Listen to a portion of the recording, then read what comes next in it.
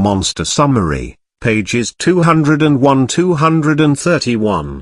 By Yasir Hamid. Miss O'Brien had came in to see Steve and had mentioned that Bobo's testimony had hurt them and that she needs to separate him from King.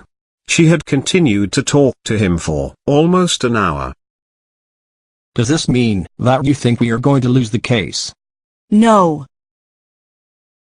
Steve is really scared.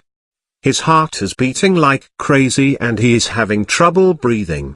He is overwhelmed and it is crushing him. Steve is lying on his cot the day before his case.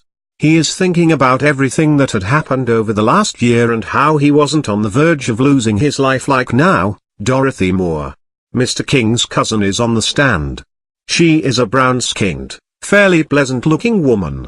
She looks sincerely at Isabel Briggs. And what time do you remember Mr. King coming to your home that afternoon? 3:30. And you're sure of the time?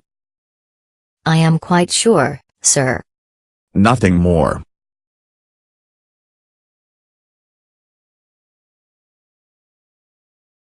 Mrs. Moore, how often does Mr. King come to your house? About twice a month. He's my cousin. Mrs. Moore and Petroselli continue on talking about Mr. King and how well she knows him. George Nipping is on stand. He is about 50 and wears wire-rimmed glasses.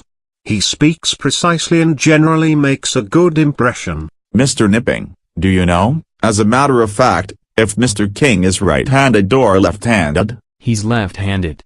I know that because when he was a kid, I went out and bought him a glove, a baseball glove, and I had to take it back because he was left-handed. Have you ever known him to do anything of significance with his right hand? No, I've never seen him use his right hand for anything. And for the record, how long have you known Mr. King? I'd say about 17 to 18 years. Thank you.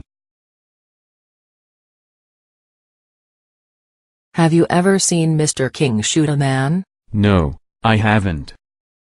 So when he shoots a gun, you auntie know what hand he uses. Is that right? If Mr. King was struggling with someone and the gun happened to be on the right side, do you know what he would do? No, I don't. Nothing further.